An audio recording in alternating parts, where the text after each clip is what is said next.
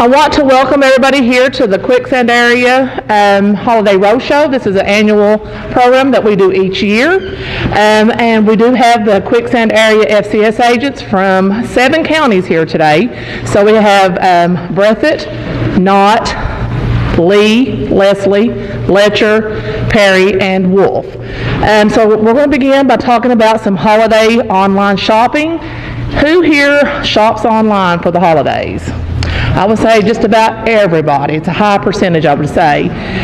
But there are some tips on being safe when you are buying items online. So being smart when and where you shop online this holiday season can help keep you from falling victim to cybercrimes. Only shop online when you know you have a secure internet connection. Public internet connections are not always secure, even if you are on your own device. And the public's network security software may not always be up to date. So when buying online, look for a padlock symbol on the page and shop from the sites that start with an HTTPS web address. The S after HTTP shows that the website encrypts your information as the transaction is processed. Use credit cards instead of debit cards to make purchases online because your credit card will protect you more. They will not hold you responsible for any fraudulent charges. And you can also request a free credit report from the 3 credit reporting agencies, which are Experian, TransUnion, and Equifax. Make sure you create strong passwords and PIN numbers.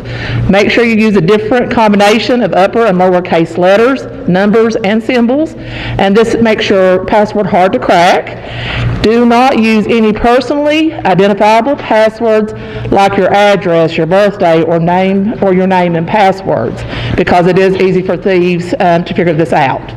Keep your passwords private. Don't share them with others. Don't keep it in your wallet or your purse, because these things can be stolen. And then try to use different passwords for different online accounts. How many people does that? Okay, that's good. Automatically set updates on your device to keep it up to date with the latest security features. This includes updating apps, browsers, and your operating system. And password protect your home connection to keep your personal internet network secure. So don't have it open to where other people can just get on. Now we're going to talk about what to do with those holiday leftovers. How many people have leftovers after every holiday, like Thanksgiving, Christmas? We all have them. So we do need to be safe when we do have these.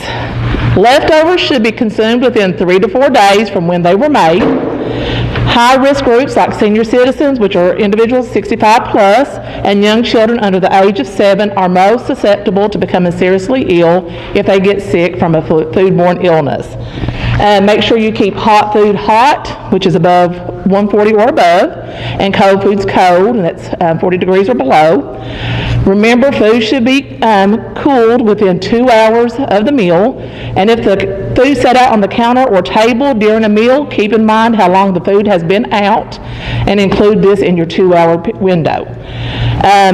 If you want to keep food hot during a meal, you can use chafing dishes, warmers, or slow cookers. And if you want to keep your food cold, you can nest dishes or pans in ice. And if cold food sat out on the counter or table during a meal, throw it out after the 2 hours. Make sure that you do cool food quickly. Divide large amounts of food into smaller, shallow containers.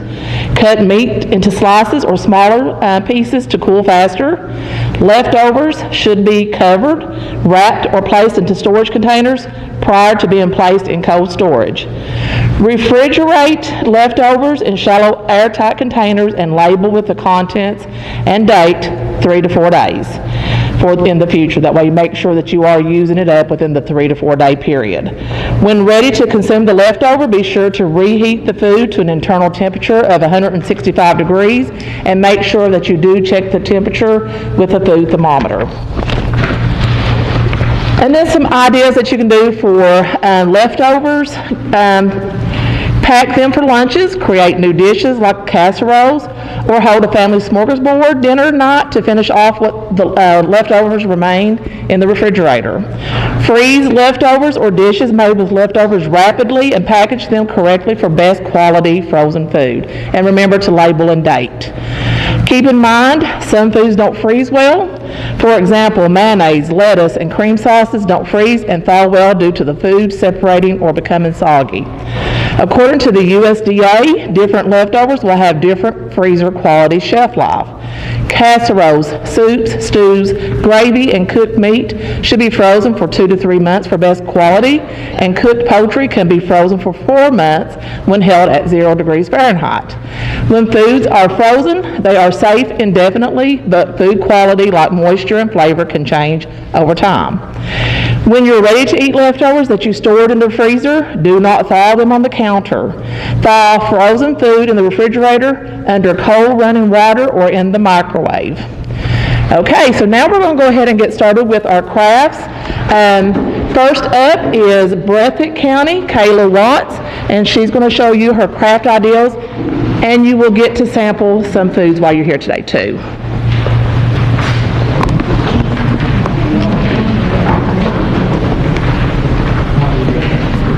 Well, thanks to everybody for coming out this afternoon. We're really excited to be here. This annual program we were not able to do in person during COVID, so we're super excited to be here today.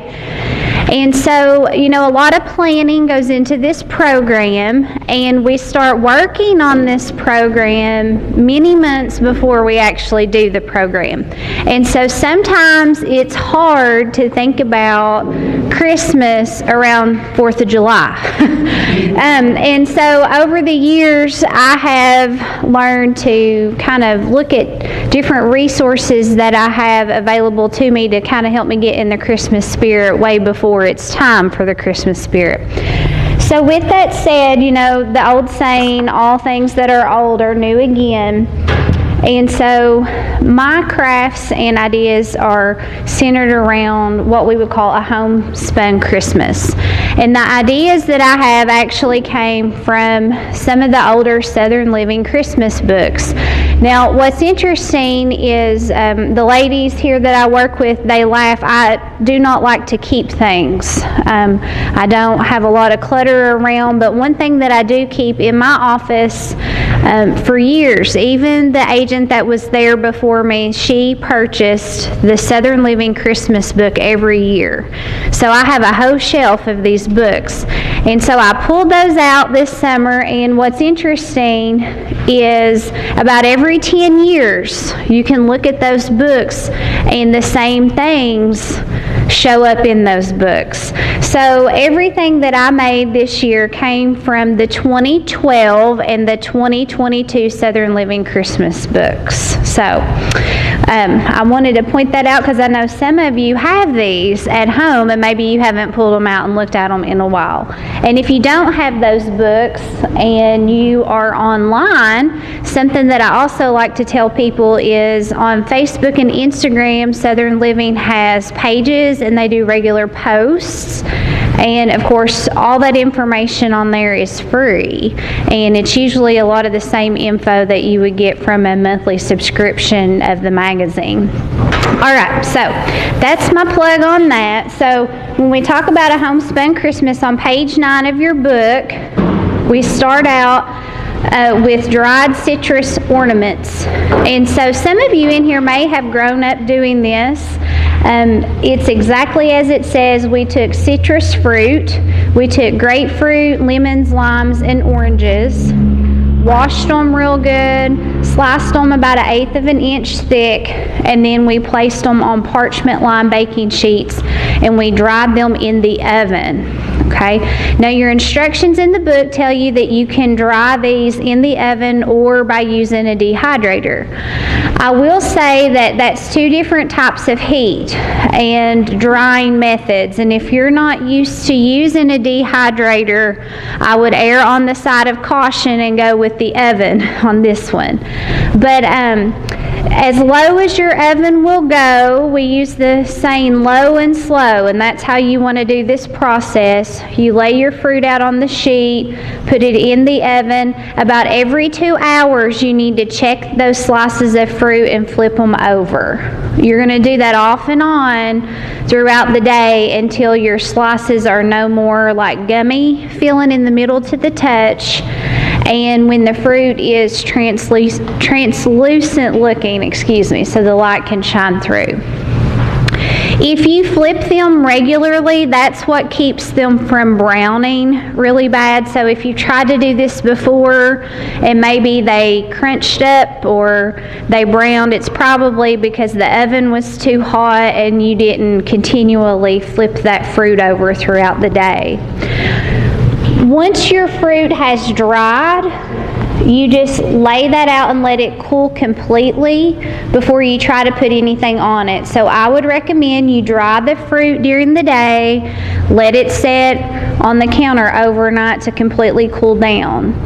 Then your instructions tell you to use some type of decoupage. We use the Mod Podge brand of decoupage. That's probably what most of you all are familiar with.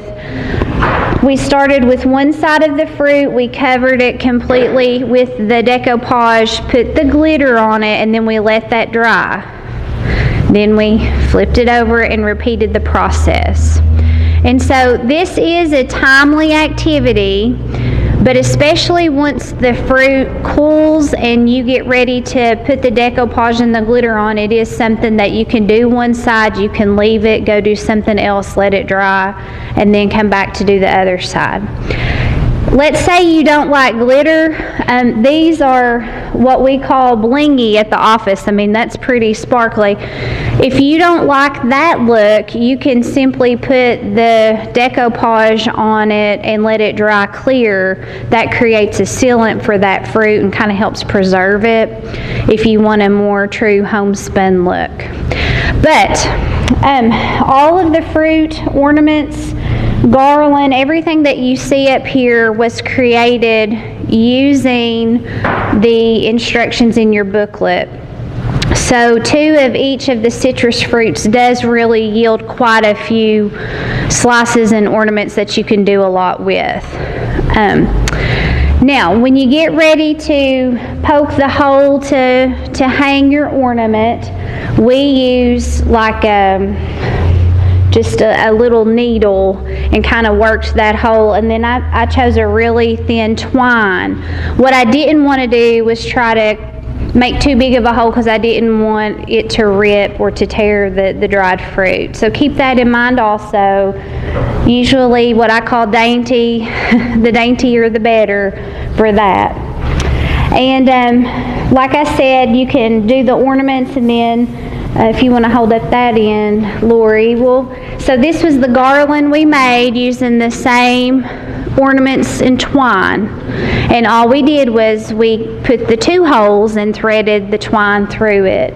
And I thought that turned out really nice. The grapefruit, I think, are my favorite because they have a little pinky tint to them. But okay, does anybody have any questions about the citrus dried ornaments? No? Okay. So if you look on the next page, we have the spiced candles. And for those of you that have been coming to the roadshow for many years, you've heard me say, quick and easy, that's how I roll. And so this is a very quick and easy craft idea that you can do to create centerpieces or presents. All you have to do is take your candle, and they can be different heights and widths, and cinnamon sticks, and you just hot glue the cinnamon sticks around the perimeter of the candle. Then you're going to tie a ribbon or twine. I use the green twine that we had already purchased for the citrus dried ornaments. But you can use ribbons, you can put bows on them, all that. They smell great, and you can actually burn those candles in the home They smell really good whenever they're burning also. You just need to make sure you have a plate or something underneath them. But we have done 3 for, an arrangement type look, but you wouldn't even have to do that if you wanted to gift them. You could do like 1 tall candle. The taller cinnamon sticks are somewhat difficult to find this year for whatever reason, so just keep that in mind. The shorter ones I just purchased at like a local grocery store, so you shouldn't have any trouble finding those. Okay, now for the recipe, if you turn the page, we are going to be bringing around a broccoli salad, and so Lori and some of the other ladies are going to help with that. I gave you 2 recipes, so there's a broccoli salad in the booklet, and then I have another broccoli salad printed on the paper. And for those of you that just came in, I'll get you a copy of the separate one. You might say, well, why did you do that for? Well, to be honest, these recipes are pretty much identical, except one has grapes and pasta and one does not. So the sample that you're getting today is the printed out recipe that does not have the grapes and the pasta. So you may say, well, why did you do that? Well, lots of reasons, but the main reason was it was hard to find enough grapes within my budget to do that. So both of the recipes, though, are from UK. One's Plated Up Kentucky Proud. One is from our nutrition education program. They're both really good. If you're not a big onion fan, you can cut back on the amount of onion that's in the recipe. And if you struggle with getting your family to eat more green things around the holidays, then you might throw a little bit of extra bacon in there or something to spice it up. But I just feel like at my holiday table we have like 50 different kinds of potatoes and anything green is covered in cheese, and so this is kind of a nice swap. And broccoli is actually in season in the fall. So, okay, does anybody have any questions? Yeah, I think it's really good, especially, a good addition to the holiday table.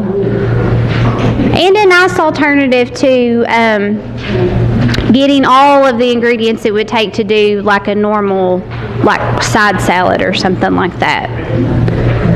Okay. All right. Well, next up we have Lori Adams from Knott County. I'm going to turn it over to her. I'm going to be her assistant now.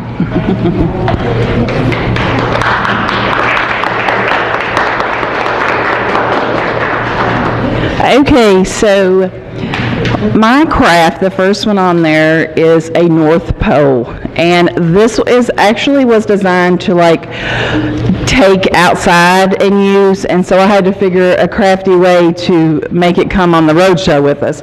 But basically what you do is you take a pool noodle, and the white colored pool noodle is kind of harder to find, but they bring them out right in the fall, right before the holidays start. So that's where I found that, and then I used duct tape and just kind of swirled it around the pool noodle. And then I had the 2 signs that I bought pre-made like that. I just painted them and I put some letters on. And the letters, you can use a Cricut if you want. I also found some poster stickers. These are wonderful because they're detachable, so you can put something on. If it doesn't look right, you can take it off and then it'll still stick. So you might need those. I did, especially for that naughty word. But anyways, I put naughty and nice. The directions said you could put north, south, and this is a holiday thing, but in my book, UK, UK has a holiday every day. So I decided to make a UK one. And I haven't totally finished it yet. I'm going to get some lights for it. But it's basically the same concept. And so you could go during the holidays and you could get a friend who you thought was naughty or who wanted to pretend to be naughty, put them on one side and put the nice person on the other side and take a really neat picture for the holidays. So that's that craft. Also, if you want to use the bucket idea, I use spray foam inside, and I put wax paper down so you can pull it straight out. It'll come right out. But the spray foam helped to keep the weight that I needed to keep it down in there. And then I just had a ball of some kind of Christmas ball that I added to the top. The next craft that I had is the gingerbread cutting board, and this is a pretty easy craft. In your book you'll find the recipe written out.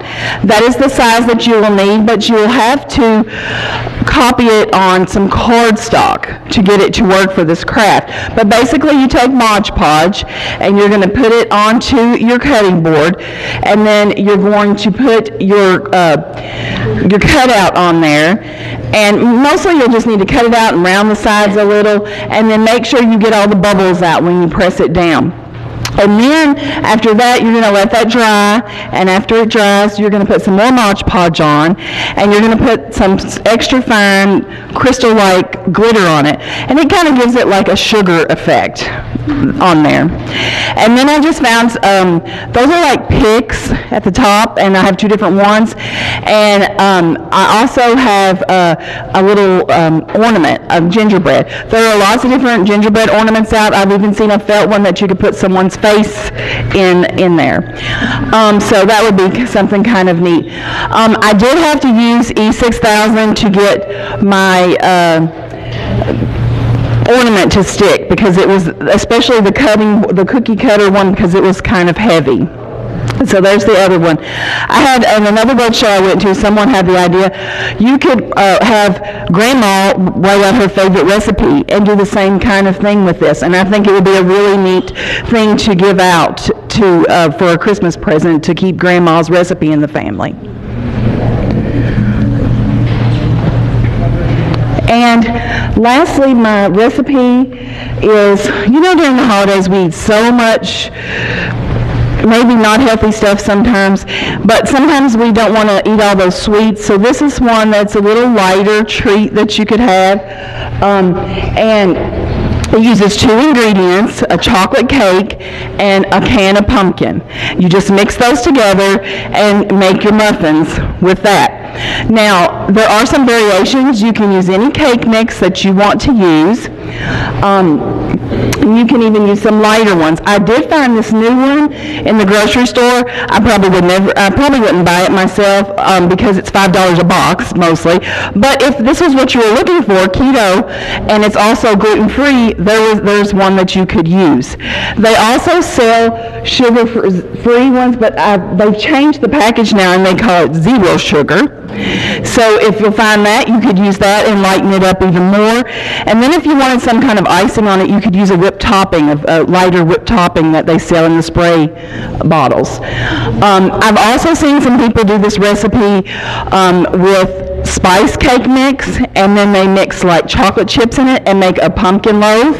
And I saw recently some people put the batter in an icing bag and put it in a donut pan and make donuts out of it. So, does anybody have any questions? Yes. The cutting boards came from a dollar store. Yes. All right, I'm going to turn it over to Lakin.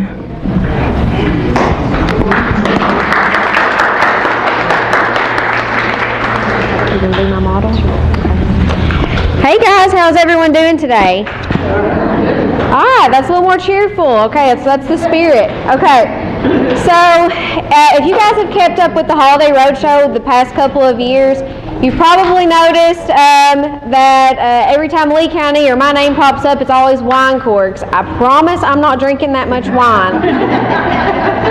So, So I actually done a lot of these crafts during 2020 just to kind of to do something kind of during that time and to kind of keep my mind occupied. And I promise that this is the last time you'll probably see me doing some wine corks. So this is the last round of my crafts of doing that. So I'll start it off with the garland that I've got. Kayla's going to hold it up for me. And this is probably one of my favorite things that we done. As you can see, I do a lot of tedious activities. I really like that kind of stuff. It keeps my mind occupied a little bit. But this one was a really fun one to do. If you're handy with a drill, or husband, son, daughter, whatever is really handy with a drill, this is really fun. You just drill a hole in them to turn them into beads. You could also drill a hole in this way, this horizontal right there, and kind of mix it up a little bit. Something I said that I would do if I made it again was add some greenery to it. I think some greenery would kind of add something else to it. I put string in there, but you could use jute if you wanted a thicker string. I would just suggest trying to get a really wide needle, or wide-eyed needle, and just kind of help you kind of get that through there. And then the little balls that I've got on here, these are actually from another garland that I really liked because the beads were so expensive to buy by themselves. I actually bought a garland and just cut the beads off of that and used that. So that's a way to kind of save some money on that. Yeah, there we go, recycling. All right, so the next thing I've got is my wine cork wreath. Kayla's probably about to see how heavy this thing actually is. So that's something that if I was to do this again, I would do it a little differently, and that is cut the wine corks in half. So what I started out with was a foam wreath, and I just added the jute on the top. And I added that before I added any of the other wine corks on there. And then I just glued them around. If you turned around here, you can kind of see that I kind of had a little pattern. I'm just mainly just trying to cover the most of the foam that I possibly can. And then the second layer on the front, I just done it kind of sporadically. And then added some greenery, added some balls in there, and this one has kind of held up pretty well.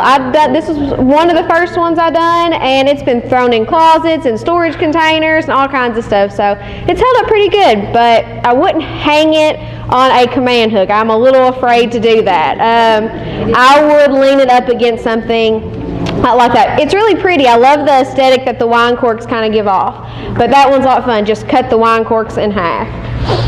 And then talking about cutting the wine corks in half, I learned, so when I done the wine cork tree, I did cut these in half. My lights are a little long. They're from the Dollar Tree. If I was to have this set up, I'd kind of hide that a little bit. But I did something similar with the wreath. I just done over the cone. You can buy those cones at you might be able to find them at the dollar store, but usually a craft store is where you can find them. Sometimes you can find them in threes.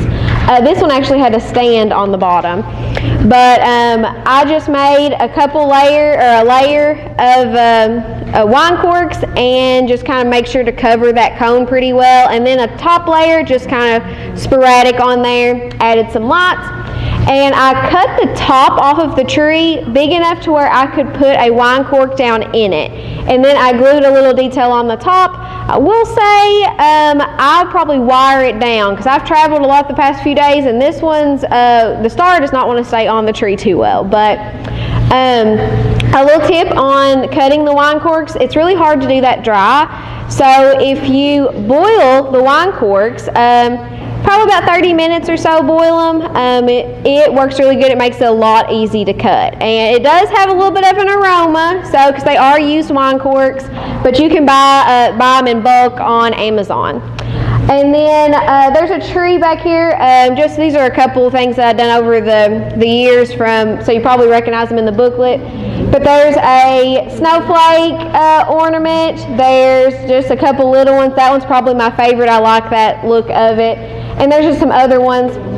Basically just put some hot glue on the end and then just dipped it down in a mixture of glitter and then just glued them into whatever shape I wanted. They all kind of just are the same, made the same way, but just different sizes and stuff. So that one's pretty easy. And now my recipe. So mine is a broccoli and cheddar biscuit. So This is one that was really good, and when I tried it for the first time, I did not realize there was carrots in there. So the carrots are kind of hid in there. We shredded them nice and fine, so if you've got any picky eaters at home, this is a good way to kind of sneak some of those veggies in there, because there is some broccoli. You can kind of see those in there. I think it tastes pretty well. It's no, Red Lobster biscuit, but it's still really good, in my opinion. What did you guys think? It won't hurt my feelings. It's not my personal recipe, so. Do you guys have any questions for me? Oh, okay. If you could probably kind of manipulate a little bit if you wanted more broccoli, more cheese, a little bit, it would obviously change the calorie intake, but. Well, if you guys don't have any questions for me, I'm going to pass it off to Vicki. You want me to do hers? I'll be your model. Okie dokie. Let's see. I'll just get down to that. Which one's first? Here. I think the little treat ornaments are first. So, what's the page? Okay. Welcome again, guys, to our Holiday Roadshow. I'm Vicki Boggs, and I'm with Leslie County Extension, just a county or two over. I will be sharing with you some holiday items that we have constructed to a huge degree over just leftover items that you may have at home. Old fabric, new fabric, twine, maybe some hot glue, but we'll go ahead. The first item is on page 23 in your booklet, and it's the little cinnamon stick Christmas tree ornaments. So those are quick and easy to make. They're made out of, to begin with, a little cinnamon stick, and you get your fabric.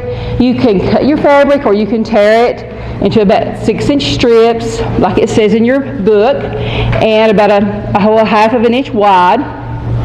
And then after you get 8 or 10 of those cut, you just tie them in a hard knot onto the little cinnamon stick, and just tie them all on.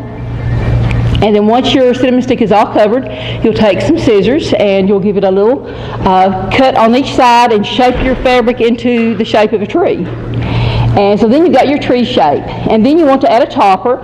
Some of the little ornaments have buttons on top, some have jingle bells. You could even add a star, maybe even a bow that you've made out of some other ribbon or either some fabric. So these ornaments are no two alike, all custom made, and really quick and easy if you wanted to do this with your family. You could use fabric maybe from a family member that you wanted to remember. So it could be a memory ornament for you to have fun with your family. Okay, so that's item one. And our theme is trees for now. So the next thing that I'll share with you are the little trees that we made out of ribbon. You can choose any size ribbon, any kind of ribbon that you want to use. So these two, I started with a little styrofoam cone as my base, and I've only used straight pins to attach the ribbon. So the ribbon, you cut it about 4 inches long, and then you taper it up as you go up. So you'll cut some that's about 3.5 inches, 3 inches, and as you go up, depending on how long you want your branches, you will make the ribbon the size you want it to be. So the tall tree took a little longer than the short tree, of course. After you get started, it's really quick. Starting the base, it probably takes the longest amount of time. But it's really quick and easy, straight pins and ribbon, and just your little cones. You can pick these up probably, the cones, maybe at a Dollar Tree here in Letcher County. So, alrighty. So more trees. Now we've got the flannel trees, and that's on the next page. And I guess I had more fun with this little trio of trees. I actually bought some of the fabric. Some of the fabric was donated. When you start with your hot glue gun and your styrofoam base, you overlap the pieces on the bottom and then just kind of turn them into the bottom and glue them onto the bottom. That way your styrofoam cone is covered. And then you just keep going up the tree with little strips of hot glue And when you're using flannel fabric, it's got a little bit of a stretch to it, so it will be stretchy enough for you to be able to cover it well without it puckering too badly and not wanting to conform to the cone. So it's really easy to use the flannel fabrics. And you just cut your strips and it's a very quick little craft to make, especially the little tree. Then I actually found the little stars. I think I ended up on Amazon.com for that. So that was a good topper though for these. It made them very rustic and kind of a homespun twist. Okay, so that's covered the craft items. Anyone have questions? Okay, so the last thing that we will share for this section is the recipe, and you will look on page 26, and it is a Plan, Eat, Move recipe. This is a website that you can check out a lot of really healthy recipes. A lot of those recipes we use with Extension with our nutrition education programs. It's called a seasonal fruit crisp, and a lot of times we'll find ourselves with apples, leftover apples maybe after Christmas. Maybe a friend gave you a bag of apples, or you had them left over from another recipe, and you can just slice these up and put them into a casserole dish that's been greased. And then you mix up your wet ingredients that are listed there. You've got sugar and cornstarch, water, and lemon juice, and just pour it over your apples. And then you mix up your dry ingredients, your oatmeal, your brown sugar, and your flour, and then sprinkle that on top. It also has some cinnamon, and you can leave cinnamon out if you might be allergic or not like cinnamon, or you could add a different spice, maybe pumpkin pie spice or even just ginger or nutmeg. And also another option is to add cranberries. So the sample that you have today does have cranberries in it. So if you like cranberries, that's a little garnish that adds some flavor and some color for the holidays. So hope you enjoy the recipe, and thank you all. And next in line is Nanette Banks.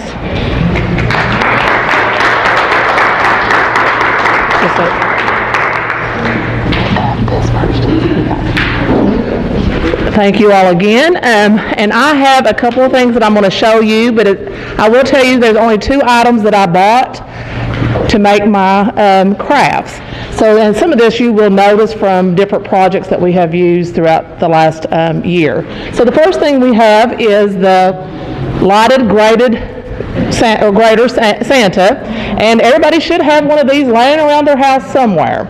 It's just a cheese grater, and what it takes is spray paint, white, red, which we had burgundy at the office, and what you do, you just take the cheese grater, whether it's new, used, old, rusty, whatever you have, it will work, 3/4 of the way up, spray paint it white, let that dry, and then the other quarter way up, spray painted a red. Like I said, ours is burgundy. And then after the paint completely dries, take a piece of fur, and we have some fur trim at the office, and just hot glued it around where the red and the white meet. And then right below the fur, go ahead and use some some pink and black acrylic paint. The black we use for the eyes, and the pink we done for the rosy cheeks. And then took some white yarn, cut it into some strips, and hot glued it on for the beard. And then I had some wooden beads that was left over from a project, and glued that on there. You could use jingle bells if you had jingle bells, or whatever you wanted to use for the nose, but we just used the wooden bead. But it just turns out to be a cute little thing. Now the reason there is no lights in it is because the lights are on the table. So, and I didn't go out and buy any more, but we were using them for table decorations today. So this evening I will take those lights out, and the rest of the week it will be lighted. So, but that's the first craft. The second one is the 2 ornaments on the tree. It's just rustic clothespin ornaments, and what this is just a clothespin like this, and you just take it apart like this to where you have 2 pieces, and then you do have this little metal spring, You can save these metal springs and make a different type of star. I did not make it, but you can look that up online on how to use the springs from clothespins to make another little craft. But what you want to do, keep your pairs together. When you take the spring off, don't just start throwing your pieces down. I did that on the white one, and if Vicki turns, let me see, yes, other way. If you see right here in the bottom two how there's a gap, you all see that? It's because I did not keep my pairs together. And so I learned after the first one, keep my pairs together. So paint, this is using acrylic paint or stain, and either paint or stain, whatever color you want. Let that dry. And then once you get that done, somebody said this morning, my clothespins don't have that little pattern. I said, when you take it apart, it will. So what you do, after you take it apart, make sure you hot glue it together like this, flat sides together, and let it dry. And then after you get all of them done, there's 8 pieces, you're going to lay them out in a cross or a plus. And glue those tips right here together, those 4 tips in a plus, glue that together, and then start adding the other ones in, the other 4 in the other holes, and hot glue all that together. And then the last thing you do is take some raffia. I done these dual-sided, dual-sided because I didn't want to make 2 more to waste more clothespins. But I found this after I made the clothespin ornaments at our local store here across at a red light, the dollar store here in town. I found these when I was going looking for something else. So, but you can use raffia and a little bead or jingle bell, decorate it on one side, and then the other I just painted it with acrylic paint and hot glued it to the other side. And these are actually ornaments. If you can see, there is a little hoe up here, but you really can't tell when it's on the ornament there. And if you wanted to do a hanger before you glue 2 of the pieces together, just put your jute down in there or your ribbon, and you can make a hanger. I thought they were just cute by just setting them back in the tree. And like I said, you can do these any color you want. Then my third and final project is, it's a braided wreath, braided yarn wreath, I guess is what it's called. And we have these wreath forms from grab bags that we've done over the last year or so. And I spray painted the wreath form white. And that was using the same white spray paint that we had on the Santa. And then let the paint dry.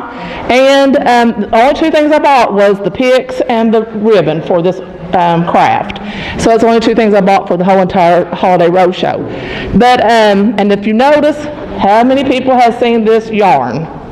Multiple times. We have done the Roadshow last year. I've done the cones wrapped in this yarn. And then we've done pumpkins wrapped in yarn.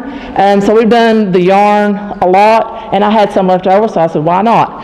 But what you do, you take that yarn, take it, measure it to where it goes all the way around the wreath 1 1/4 times. So you want to do the length of 1 1/4 times.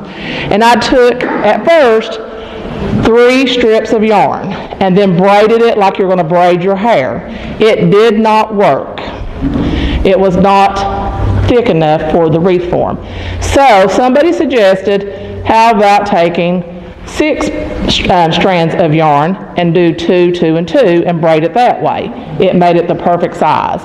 So that's what I done. Went ahead and had 6 strands, used two for each, for 1 braid, I guess, for 1 strand, 2 pieces for 1 strand, and braided it that way. Once it was braided, I put it on the wreath form, hot glued it on. Once I hung it up, it started flopping over because I didn't have it completely glued on. So I had to go do a program somewhere, so I asked Mitch, do you mind hot gluing this down completely? And you see it's standing, it's been to 4 counties now, and it's still staying on. So what I'm going to do is make sure you hot glue it on pretty good. And then the last thing I did, just took the 2 picks, put it down in there, and used Chanel stems or pot cleaner and twisted it on there and tied it on. On the back side, made a bow and hot glued the bow on. So it was very, very simple and inexpensive. And you can buy the yarn locally at one of our stores here in town. You can buy that yarn, and it comes in multiple colors. We've had it in green, black, gray, white, trying to think of other colors, several different colors that it comes in. So you can buy that, and one skein of yarn will do several of these wreaths. And and the wreath form came from here in town also. Okay, so Kelsey is passing around my recipe. It is called a holiday fruit dip. I would actually say it's a holiday fruit cheese ball because when you first make it, it is of a dip consistency, but as you put it in the refrigerator, it does harden some to where you could roll it in like a cheese ball form. But the ingredients are low-fat cream cheese, non-fat plain Greek yogurt, fresh orange zest, orange juice, which is fresh squeezed, ginger, dried cranberries, and dried apricots. Okay, so what you do, you put the cream cheese and the yogurt, the ginger, the orange zest, and the orange juice into a mixer, mix that up really well until it's smooth, and then I took it off the stand, and then I folded in the cranberries. The apricots, if you've never bought dried apricots, they come in like an orange slice. So they're tiny little orange slices. So I put it into one of our little hand choppers at the office and just pulled it a few times to chop it up to about the size of a cranberry. And then just folded all of that in. And then put it in the refrigerator. Now if I was going to do this at home, I'd put it in the refrigerator, let it harden some, pull it out, and roll it into a ball, and then roll that into chopped pecans. But with this right here, I just mix it up, and I just put pecans on top, so if you have a nut allergy, don't eat it. Then you do have a whole wheat cracker, or you can serve it with apple slices or pear slices. But make sure that you do wash your orange before you zest it, because people has handled that in the grocery store. It's been handled by many people, so make sure that you do wash it before you zest it and squeeze the fresh juice out. Does anybody have any questions? Okay, so next up is Kelsey Sebastian from Perry County. She's the FCS agent there, and she's been working since July, so she is fairly new to us, so if you have not met her, you will. Hello. Next to last, but we won't hold that against me. So what we're going to start with on page 33, I did 2 different crafts that are food related because of course those are my favorites. And if you all are like me, I don't need gifts at the holidays. I tell people not to buy me things, but in return I sometimes like to give things that people can actually use and they're not cluttering up and that kind of thing. So both of my crafts are things that you could gift to other people after you've completed them. So the first one is the holiday ornament dip mixes, and so I have them arranged here on this tree. So there are 5 different recipes. Almost all of the spices are things that you're already going to have in your spice cabinet. There were 2 or 3 maybe odd ones amongst the 5 recipes that I had to go after. But you know, if you wanted to make these for a group of people and give them out, you could buy ingredients just for one of the recipes and enough to do multiple things. So on the back side of that recipe sheet, there are actually copies of the tags that you can put on the ornaments. These clear ornaments are plastic, and you can find them at most stores now. There are lots of different shapes. You can find them that are kind of in the light bulb shape. Lori said she had seen them that are the clear gingerbread men. These are just the clear round ones that I was able to find locally though. So if this was something that if you were hosting a party and you wanted to kind of give everybody a gift as they left, you could set up a tree similar to this, by the door. People could grab one on their way out and take it home. So each of the instructions has how much of the dip mix from inside the ornament they should use, and then what they should add to it at home. Okay, so then the second craft, and of course you can decorate them any way you want. So I just did something simple. So I did the red and white twine, which is really easy to find, and I actually ended up using that same twine on both of the crafts, but I just wrapped it around, didn't even glue it. That way it's easy for people to get in and out of. And then I tied my tag on after I hole punched right in between the wreath on that tag, and then just tied a small bow, and then I also tied an additional piece on the top to create the ornament on the tree so it had something to hang from. Okay, so you can find those tags on the second side, and then on page 35, the next craft is something very similar that you could give away as a hostess gift if you were going to a party, or just to put in a gift basket or whatever you'd like. So these are the holiday cookies in a jar, which of course this recipe could be used any time of year, and you could just substitute those candy pieces for something that's not red and green. So you're going to use a wide mouth funnel, so like what you would use for your canning at home, just so you don't make a mess, and layer in your ingredients. So that bottom layer has your flour, baking powder, soda, cornstarch, and salt. And then I did 2 separate layers, one dark brown and one light brown sugar. You could use one or either, so that way if you didn't have to buy both if you didn't want. Then there's a layer of granulated sugar, then my candy pieces, my semi-sweet, and my white chocolate chips. You would be more than welcome to adjust any of those. You know, there are all kinds of different mix-ins you could do. So you could add peanut butter chips, what do they sell, like the Heath bar, dark chocolate, so whatever, you could really personalize that to whatever you wanted. You could also, so I added that same ribbon on here with the tags for that with the directions, which I also put in the book you could make copies of. But you could also put a piece of like holiday fabric if you had any little swatches left from your quilts or anything you've been working on. You could put it in between those layers just for an extra layer of color if you wanted. Okay, and those last, once you make them up, they'll be good for about 3 months, just since those have now hit the air when you were putting them in there, so just be aware of that if you make some up in advance to give out. And then the last thing is the recipe, which is for, how many of you all earlier raised your hand and said you had lots of holiday leftovers? So this recipe in particular is to use those holiday leftovers. If you're like us and our family, we feed a big crowd, so we always make sure that we make too much turkey. That way we don't run out. So this is a recipe that would be great for that. You could also substitute chicken instead of turkey if you wanted to make this some other time where you weren't going to have turkey on hand.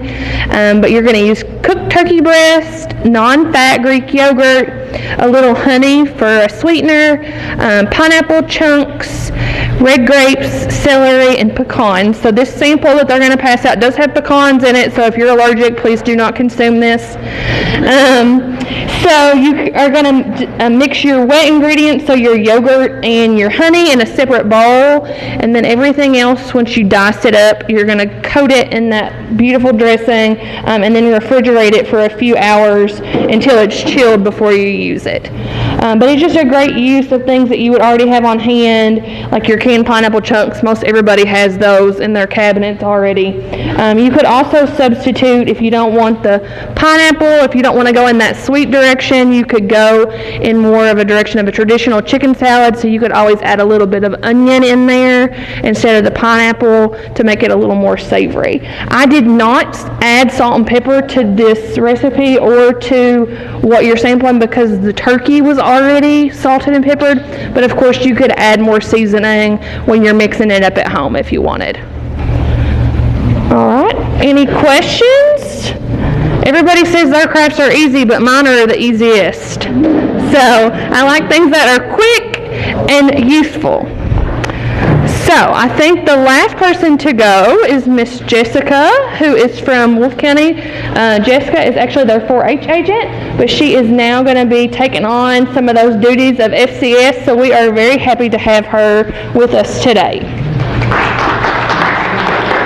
Hello, everybody. I'm super excited to be with you all. This is my first holiday road show, so I'm on day 2 of 4, so we're making it right along. So I chose to do the hot chocolate bar that you all see in your books.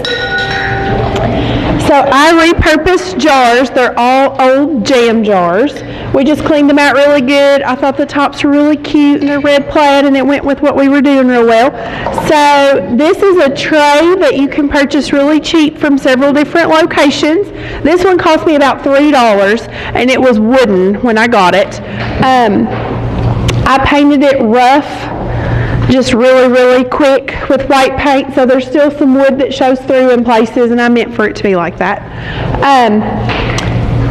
To To put the hot chocolate bar in there, you could use stickers, you could use a Cricut if you have one of those to cut letters out. I used just the computer and printed that off on copy paper and then tore the edges around it and put decoupage on the bottom, put the words on, and then decoupage the whole bottom of the tray so that when I set things on it, it doesn't scratch off the paint or the words. I wanted to make sure that we put how to make the hot chocolate, since we were putting it in an empty jar, on there.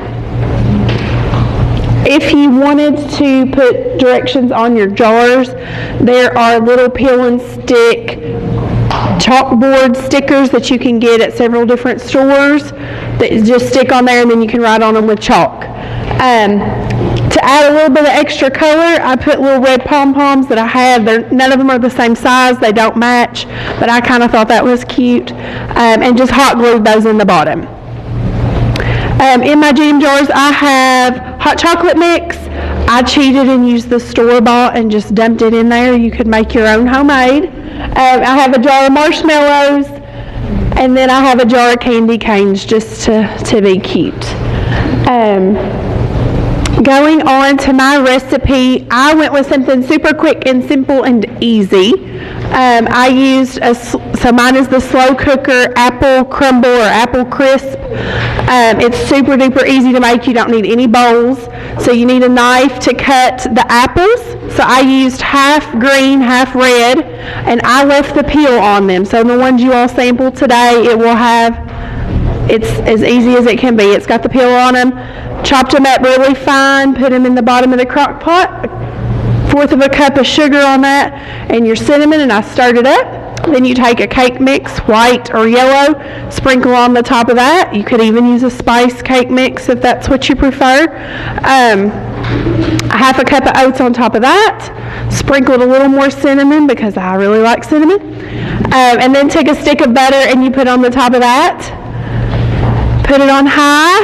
Several different size slow cookers, so maybe start checking it at 2 hours. Mine took about 3. The office slow cooker takes almost 4, so just kind of beware. Different slow cookers will cook temperatures differently. Something that is super important to remember when you're doing this is it tells you to put a hand towel under the lid of the crock pot. So put the towel down, lid on top, make sure it's not drooping down into your mixture, and that catches all the condensation from the top of your slow cooker, and it doesn't allow it to fall back down onto your food, and that allows it to crisp up instead of being mushy. I did cook it with one without the towel, and it makes it very smushy. It's not a good finish, so make sure you use the towel if you do this recipe. It makes the world of difference. Does anybody have any questions for me? On your recipe, it says a paper towel or a candy pickle. Yes, paper towels also work. It will take more than one. You want to make sure it completely covers. So I did 2 layers when I did it with a paper towel. But you can use a cloth towel. Yes, I used a cloth towel on the ones you all have today. I really like this recipe. It smells really good when you cook it at home. And something else is it's easy to transport. And when you don't have a lot of extra oven space, this is something you can do on the side and have a good dessert. And you just put it in there and leave it and come back. Is it good? Good. Does anybody have any questions for me? All right, I'm going to turn it back over to Miss Minette. Thank you, ladies, for doing this with us today. There is a couple of things. You do have an evaluation under your plate, if you don't mind to fill that out before you leave. If you need a pencil, let me know. So just a second, we'll get those to you. But if anybody has any questions, feel free to ask them. We will have this up here for just a couple minutes before they leave, to where you all can come up here and look at it. And we appreciate you all attending our annual Holiday Roadshow. We've had a great turnout today, and I appreciate you all coming. Thank you.